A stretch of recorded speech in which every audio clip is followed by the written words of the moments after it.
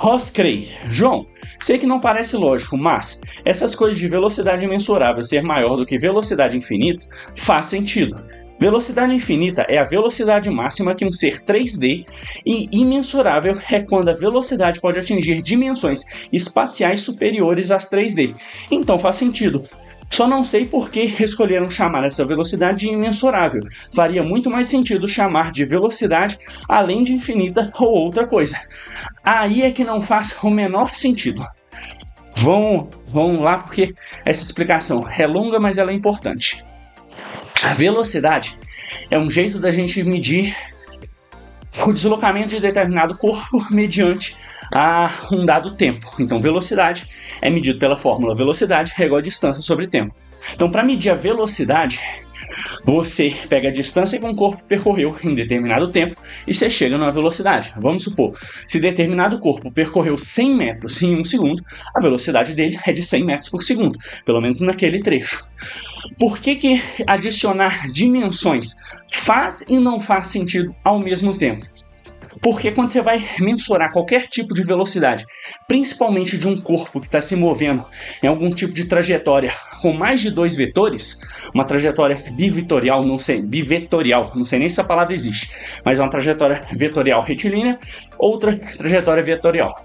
Então tem 2 vetores de velocidade para você medir a velocidade do objeto que está se deslocando.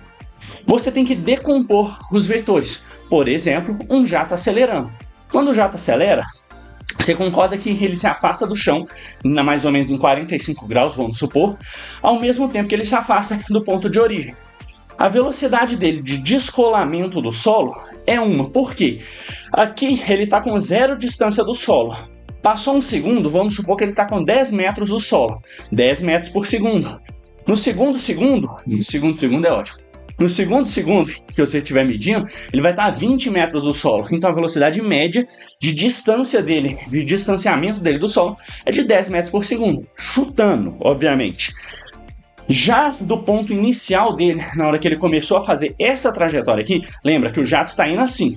Então você tem que decompor a velocidade dele em um fator vertical e horizontal, segundo a tabela que você estiver montando. Velocidade horizontal a gente já calculou aqui como sendo de 10 metros por segundo. Já a velocidade horizontal dele, a velocidade vertical de 10 metros por segundo, velocidade horizontal dele pode ser de, por exemplo, 100 metros por segundo, na hora que ele estiver acelerando. Por isso, na hora que você vai decompor qualquer sentido de análise para um corpo que está acelerando, que ele está em velocidade retilínea uniforme, que ele está em movimento retilíneo uniformemente variado, você depende de 3 fatores principais. E o mais importante, na minha opinião, é para você ter um parâmetro de velocidade, você necessariamente precisa de um observador estacionado. Você precisa parar alguma coisa. Quando a velocidade é relativa entre 2 objetos, você não consegue um cálculo tão preciso. Por exemplo, se tem 2 carros, tem 2 naves espaciais viajando no espaço, para facilitar nossas contas, uma está a 20 metros por segundo, a outra está a 10 metros por segundo. A que está a 10 metros, se você usar ela como referencial, você vai ter que estacionar ela, pegar os 10 metros que ela está deslocando e subtrair da outra. Então, relativamente, como você é um observador estacionário, você está na nave parado e tem outra nave passando a 10 metros por segundo de você. Mesmo que se você estiver fora da nave, são 2 naves passando, uma a 10 metros por segundo, outra a 20 metros por segundo. Então, para você medir velocidade de qualquer objeto, você precisa escolher um referencial e deixar ele estacionado para você ter aquilo como referencial de deslocamento. Então não faz sentido você falar que, por exemplo, velocidade imensurável é maior do que velocidade infinita, não faz sentido semântico, porque imensurável vem do latim mensure, que é basicamente medida. Uma velocidade que não pode ser medida, não necessariamente é uma velocidade infinita. Um exemplo que eu dei em outra live. Se dão um tiro e me pedem para calcular a velocidade da bala, eu não consigo, eu não tenho agora comigo os aparelhos necessários para medir a velocidade de deslocamento da bala. Quer dizer, porque eu não consigo medir que a velocidade da bala é infinita, não quer dizer que eu não consigo medir. medir. Para mim, aquela bala naquele momento tem velocidade imensurável. Quer dizer que ela é infinita? Não, quer dizer que eu não consigo medir. Ao mesmo tempo, vamos supor um personagem que cruza um espaço infinito em um determinado tipo de tempo, ou um tempo específico. Ele tem velocidade infinita, porque ele cruzou um espaço infinito em um tempo finito. Isso é velocidade infinita. A diferença fundamental é velocidade infinita é obviamente muito maior do que velocidade imensurável. E quem fala que velocidade imensurável é maior do que infinita não entende de semântica, não entende de física e não entende de cálculo. Porque, por exemplo, né, o exemplo que você deu, de novo, só reiterando, eu sei que você é gente boa, eu sei que você falou numa boa, eu sei que você está tentando explicar o porquê que para você faz sentido. Eu estou tentando aqui explicar o porquê que não faz sentido. Você falou que a velocidade infinita é um personagem que viaja em 3 dimensões. Só que as 3 dimensões a qual você se referiu, eu imagino que sejam as 3 dimensões espaciais que a gente conhece: altura, largura e profundidade. Do mesmo jeito que o jato que eu te dei o exemplo anterior, ele estava pelo menos viajando com velocidade em 2 vetores em 2 dimensões, pelo menos largura e altura, concorda? Se você fosse fazer uma análise cartesiana da velocidade dele, é porque ele está viajando em 2D, por assim dizer. Ele é menos rápido do que alguém fazendo em 3D, fazendo assim, fazendo horizontal, vertical e ainda com profundidade, fazendo tipo um trem assim, porque ele está viajando em 3 dimensões? Não faz sentido.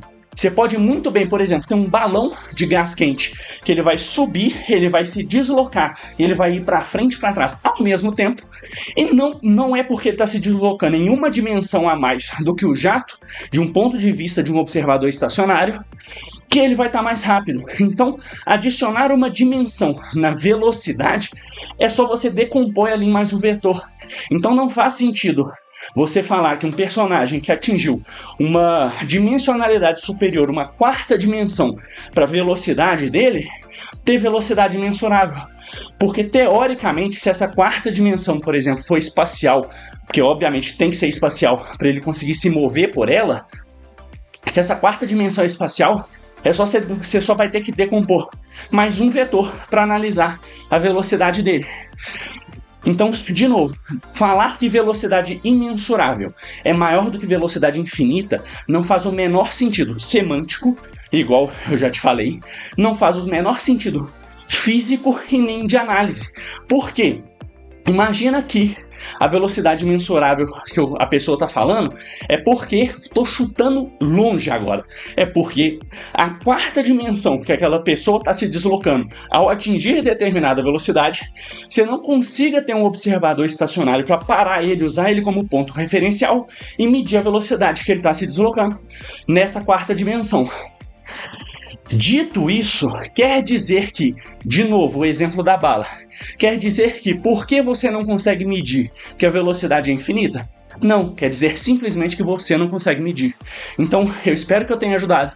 Eu espero que você, depois de ver isso, tenha entendido que não faz um absoluto menor sentido falar que velocidade imensurável é maior do que infinita, e geralmente quem está falando isso não parou para analisar, não parou para pensar sobre esses conceitos, só está pegando o conceito de outro lugar, que outra pessoa inventou sem ter um menor conhecimento de física, tá vomitando isso como se fosse uma regra absoluta, e outras pessoas estão replicando como se fosse uma regra absoluta e ficam nervosos na hora que outras pessoas não usam a regra idiota deles. De novo, não tô chamando você de idiota, tô falando que quem criou essa regra e tá repetindo pros outros, falando que os outros são burros por não usá-las, essas pessoas são idiotas.